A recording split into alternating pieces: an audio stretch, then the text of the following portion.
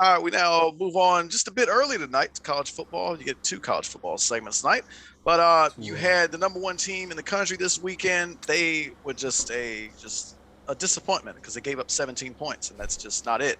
But they still beat Georgia 41. Excuse me, they still beat Tennessee 41-17. Beyond that, Alabama had a pretty easy time. They covered the 51.5 point spread that we were talking about last week. Oregon by 14 against Washington State. Ohio State, they stopped the rolling Boilermakers by 4 touchdowns. You had Michigan pick up a road win against Penn State that they definitely needed. Michigan State back on track. Big one in the Big 12. Oklahoma falls from the ranks to the unbeaten to the Baylor Bears. Beyond that, I don't think there's anything especially hugely important to the playoff, but there were some other interesting results. You had Arkansas. They're going to stay in the top 25 at least for one more week because they beat LSU. Another big win for Wisconsin. Wisconsin continues to be on a roll. They beat Northwestern 35-7. Drink, what'd you make of this weekend's action? So the top teams, I think, and I guess it depends on your definition of competitiveness. I didn't see a lot of these games being competitive. Georgia, they might have showed some cracks, maybe just a little, like not a huge crack, but hey, maybe you can just stick something in there and stretch it a little bit. Like Tennessee showed a little something, but nowhere near enough for teams to be confident that we could just go in there and handle business against Georgia. But I tell you this. Between the losses from Alabama and Georgia, I got to give Tennessee credit. That Josh Heupel has really done a remarkable job. They showed a graphic during that game. They lost somewhere in between 12 to 15 starters to the transfer portal. Yeah. They left once Jeremy Pruitt got the boot. And this team, they're not elite by no means, but at least they're competitive. At least they're watchable. At least you turn on teams. Well, Tennessee on, maybe they'll do something a little bit. Give them a quarter.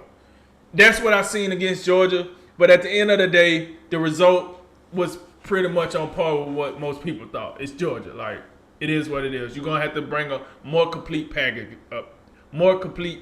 against them. Oregon and Washington State, I tuned into this game a little bit.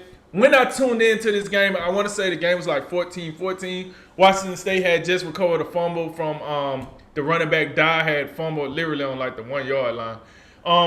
And they end up taking it, scoring it right before halftime. That was pretty much the excitement of this game because once the second half came out, Oregon stopped playing around like most powerhouse teams do, and they put Washington State right in the place that they need to be. You mentioned Ohio State, Purdue. Listen, here's the deal. The Purdue hype train was all nice and dandy, but let me tell you something about this, right? It's one thing when you sneak up on teams. It's another when a team see you coming. Ole Miss last year snuck up on teams. So they was able to put up 48 on Bama. They was able to, beat this team and that team. But when Bama seen them coming this year, it's a total different ball game. Ohio State seen Purdue coming because they seen what they did to Michigan State. They seen what they did to Iowa, and they said, hold up, we ain't trying to be on that train. And they took care of business accordingly, and kudos to them. Now, Cincinnati. I want to talk about Cincinnati for a sec, right? Because I like how college football pundits like to say, well, Cincinnati should be in the top 4, they're undefeated. So let me get this right. It's okay to go out here and, just fumble around with South Florida, right? Because, they AAC, that's conference football. But if any of those teams in the top 4 struggle with a group of 5 team, they should, even if they win, they should get dropped. They should have beat them by 28. Alabama can't squeeze by South Florida. But it's all right to say Cincinnati can squeeze by South Florida, and they should be a top 4 team. We got to get this whole criteria thing right, man. Like, this is call it what it is. Cincinnati don't play nowhere near the competition that those top 4 teams play. Nowhere near. Not even close. You give me that, they played 2 Power 5 teams. Man, please. Them 2 teams they beat, Georgia, Alabama, Oregon, and Ohio State probably beat them nothing less than 20 points. 21 points. Nothing less. All 4 of them teams. with all the problems each 4 team has, they still a smoke. Probably Notre Dame by 21, and they'll get Indiana on up out of here. That game over by halftime. So miss me with they played 2 Power 5 teams. Let's keep the standard right. If you're mad at Alabama for struggling somewhere, if you're mad with Oregon for struggling somewhere, be mad with Cincinnati with that lackluster schedule. It's a schedule. Michigan and Michigan State, they both took care of business, but I'm telling you, hey, Michigan, I'm sorry, I'm going to just keep it real. I ain't seen nothing out of either one of these teams that made me think they're going to do anything in Ohio State. You know what I'm saying? I'm just going to keep it real. I'm looking at these teams, I'm like, listen, Michigan can't score the ball well enough to keep up with Ohio State. And you telling me Michigan defense so good they'll ball up Ohio State? I don't know. By the time they play, Ohio State might be a more well-rounded team. I don't know. And then I'm looking at Michigan State, and I like Michigan State. You know, I'm a Mel Tucker guy. I like Mel Tucker. But you let Purdue come in there and do that to you, and then you fumbled around with Michigan for most of that game. Don't think I forgot. You came back and won it, but you fumbled around with that. Listen, Ohio State, this is my true feeling about this. Ohio State could come here and flop around for a whole half and still beat both of them teams by 21. I'm just saying it. I'm just being honest. They could come here and flop around for 2 quarters. Don't even work. Just almost like the Alabama standard when they played LSU. Just come in here, just flop around for 2 quarters, and they still beat both of them teams by 21. I'm over those Michigan teams. And then let me show some love to that the ACC team that cracked that top 10. Your boys, Wake Forest. You know. It's the ACC need a representative, man. It's usually Clemson. You sprinkle in a little Florida State, not in recent years, but Florida State was around. Miami, we talk about them, but they ain't really been around in a while. Virginia Tech, we talk about them, But no. That's Wake Forest, baby. Tobacco Road, all that. Demon Deacons, holla at your boy. They in that top 10, folks. Let me tell you something. When we drop after number 7, we're done talking about playoff contenders. We done at 7. 7 is the cap. Every team after 7, you got to be kidding me. Give me a case for Notre Dame, Oklahoma State, and Wake Forest making the playoff. Like, you better knock it off. I don't give a rip. Them teams ain't competitive. I'm sorry. They just play in the right conference. In Notre Dame, case, they just play in no conference, and that's why they're still around. But, the other 2 teams, they just play in the right conference. You can't tell me you've seen enough out of the Big 12 or the ACC this year that make them competitive with the Big 10 or the SEC this year. I'm sorry. You ain't seen enough. This is not Clemson, folks. Wake Forest is not Clemson. They're not that one team that's just so good they can represent the conference. They're not going to be that team. They can represent the conference, all right, to a young SmackDown. That's what it's going to be. And then we're going to be looking at them like we look at Notre Dame every time they play in a big game. What are we doing here? So that's my top 10. I'm just going to stop at the top 10 action. I don't really care about the action behind, because the only team that won that wasn't in the top 10 that I really care about was Baylor. They beat Oklahoma. It was a good win for Baylor. But the rest of the action was like status quo. Like, listen, I know Ole Miss and Texas A&M had this shootout, and I don't know who the hell Ole Miss team that was, because that wasn't Lane Kiffin Ole Miss team, because they was out here playing some outstanding defense. I mean, they just came out here and steamrolled Texas A&M. But either way, that was the action I was honed in on this weekend, Jay, and that's what I got. The 2 games that I thought were going to be the most consequential, Oklahoma, obviously, we think to have a chance at the playoff. I thought there was still a scenario if they won all their games that they could get left out, and you're getting left out now. That was not impressive. That's the first time that I've looked at Caleb Williams and have been like, "What are you doing?" And then right.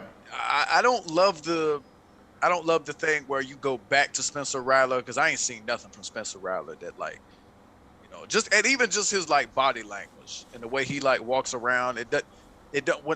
When when you look at him and then you look at Caleb Williams, I look at Caleb Williams like, oh, okay, that guy. We're gonna ball with him. Oh, this Rattler? I'm just not believing it, you know. But you know, that being said, Baylor came out there. You talk about coaches. I don't think I've said a word about Dave Aranda since he left LSU. This impressive, Right. man. I think this is highly impressive what he's done at Baylor. And you remember, like, they lose Matt Rule, and everybody like, oh man, we had the dude that was getting us on track, and it's just terrible now. Well, Dave Aranda still got the ship moving. He still got them moving in a good direction. That was certainly an impressive win. We saw, I don't know if it was last year before, but like Baylor, Oklahoma had a big game they was playing, and like I think Oklahoma was getting beat pretty bad, and then all of a sudden they come back and they make it happen. Or maybe I don't know. But it's just, Yeah, it was last year. was it? Yeah, Okay. yeah, last year. Mm-hmm. But if it just feels like what I'm trying to say is Baylor, they've been like close, and they look like they're gonna maybe have the upper hand in the conference, and then they just can't finish against Oklahoma for some reason. But this was a good step forward for them, and yeah, Oklahoma. Look, I mean, I've been watching them all year. It just seemed like just the way they played most of the season that they was gonna get got at some point, and they did. Ohio State and Purdue. Yeah, I think you said it best, and I think this is kind of what we've been suspecting. Ohio State gonna win the Big Ten. I just can't see. Look, Purdue. I know it's nice. You beat Iowa. You beat Michigan State. That was lovely. But Ohio State, like, nobody in the Big Ten can score with them, and I think that's where it comes down to. Like, I mean, Michigan State. They just don't have the offenses, the firepower, throwing the football to do that. Those teams are built on running the football, and it's gonna be hard for either of them to beat Ohio State. You're gonna have a situation where they just control the clock, they stay ahead of the chains, they convert third and shorts, they run the ball, they play very good defense, they don't turn the ball. That's a lot to ask for. And Ohio State, with how explosive they are, they can make a mistake here and there and still be fine. As you said, flop around for a half, still come out on top by a significant margin. So they have some room for error just based on how talented they are and how explosive they are. It's hard to, and I'll throw Wisconsin in there too, who could be their opponent in the Big Ten title game. It's just hard to believe Ohio State's going to lose another game before the playoff. Those were the two games that I was really honed in on before the week started. I still think they were the most important coming out of it. But as you say, I think Tennessee, that first drive, we was kind of like, oh man, they just marched right down the field on Georgia. And then Tennessee's defense just, couldn't do it. And, Georgia's defense, they 17 points, but still, like, that's Tennessee, who's been just dropping bombs on people. And Georgia, when it was all said and done, held them down. So, although I do agree with you, I think maybe Tennessee finally got something down there with Josh Heupel, because they didn't just, God, it's been a recycling bin ever since Philip Fulmer left town years ago. That's one of them old programs that was like, a quote unquote blue blood. I know it's not college basketball, but that was a program, that was a proud program with the Miamis and the LSUs and the USCs, teams like that who are just, God, irrelevant at this point. But, like, hopefully Josh Heupel has them thing moving in the right direction. I thought Oregon needed to win by 2 touchdowns or more to impress. They slid by at the bottom thing that they could do. I'm going to tell you this. I really think Ohio State's better than Oregon at this point. And I know Oregon's got that head-to-head win, but as the weeks continue to go by, the committee might have trouble at the end of the season justifying Ohio State being behind Oregon. I'm jumping ahead to the next segment, but those two teams I would really keep an eye on for how they finish the season, because Ohio State's impressing right now. Oregon is winning. I'm just not as impressed with them at this stage, even though they got the head-to-head win. Outside of that, you said about Michigan State. Michigan, I think beating Penn State's good on the road. That's something they need to do. But again, like, they're going to be judged on how they play against Ohio State. and it don't look too promising. Michigan State, they beat Maryland, they take care of business, but it's the Ohio State thing with those two teams, and I just don't see it. But yeah, outside of that, I mean, it's getting down to the point where some of this, we keep going down the rankings. Wisconsin would be the last team I would throw in. They look dead the beginning of the year. I think they were 1-3, and they look good right now. I think it's going to be all for naught when if they face Ohio State in the Big Ten title game. But it's good to see that they got it turned around. Another blowout win for them, and we'll be right back with the college football playoff rankings.